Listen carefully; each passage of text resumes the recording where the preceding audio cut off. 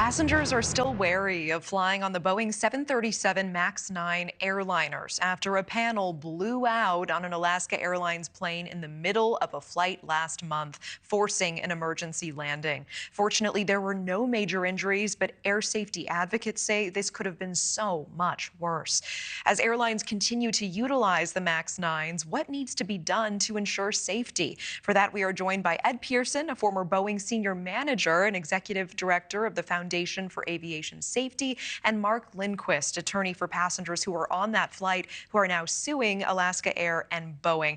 Gentlemen, appreciate you both being here. And Ed, I want to start with you.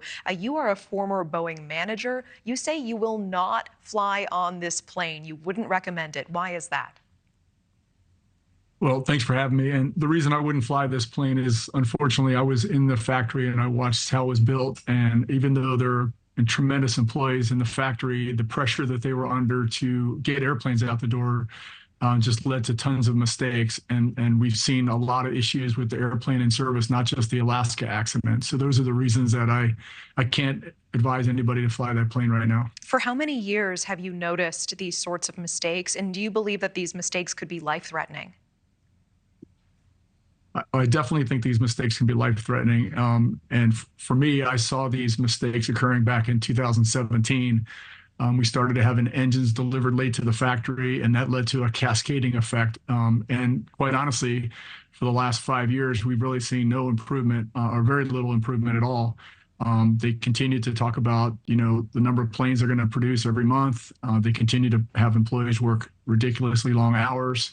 They don't have the training, adequate training. There's lots of issues. And unfortunately, they just, changed the lipstick on the pig, and they didn't really get to the root causes of any of these issues. Ed, what went through your mind when you heard that this happened and saw the video, saw that gaping hole? Well, I vividly remember it because I was sitting at a basketball game with a friend of mine who works with me, and he's an aerospace engineer, and we just heard the news at the same time, and we both thought, "Oh my God, this must have been so traumatic for the passengers and the crew." In the military, we call those kinds of things explosive decompression because it happens suddenly and violently. I don't know where they came up with the term rapid decompression, but we use that phrase to describe something that took, a depressurization event that occurs over time. And, we were just all thankful that nobody died. I mean, that was, had to have been terrifying. And, the crew obviously did a great job, but they never should have faced that situation. Yeah. Speaking of this, Mark, let's turn to you here. How many passengers are currently involved in this lawsuit, and how have they described the experience and the aftermath from this? Well, I represent 25 passengers, and a variety of individuals had a variety of reactions and injuries, everything from hearing damage to anxiety to sleeplessness to, of course, fear of flying. PTSD. Different people reacted differently, but I think a common theme here is most people thought that plane was going down. If you're sitting on a plane and suddenly there's a gaping hole in the fuselage and air masks are dropping, air's rushing around you, you're depressurizing rapidly.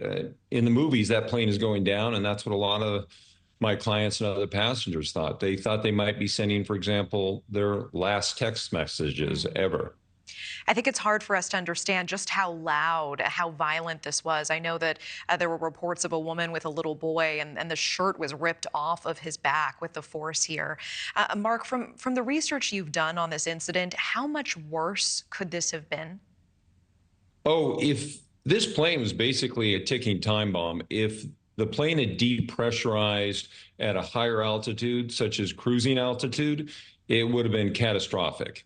In a matter of seconds, the oxygen is sucked out of the plane. Hypoxia sets in. Your pilot easily could lose consciousness. The structural damage to the plane might be irredeemable. Chances are everybody dies, and we're having a whole different conversation if this door plug blows out at a higher altitude. Yeah. Ed, one more question for you. Bottom line, are Boeing aircraft safe?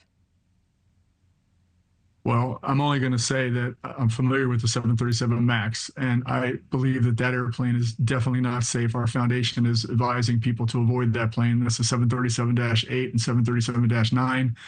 And just last week, there was another report of electrical problem with the standby power control unit. There's been over 20 production quality defects.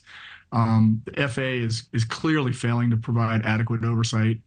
I wrote a letter to the CEO of Alaska in April advising him of these production defects. So we were looking at his data of his airplanes and recommended he ground those planes, and he didn't do it. And then we actually wrote a report in September echoing it. Thank you for watching. Go to newsnationnow.com to find NewsNation on your television provider. And don't forget to click the red subscribe button below to get more of NewsNation's fact-driven, unbiased coverage.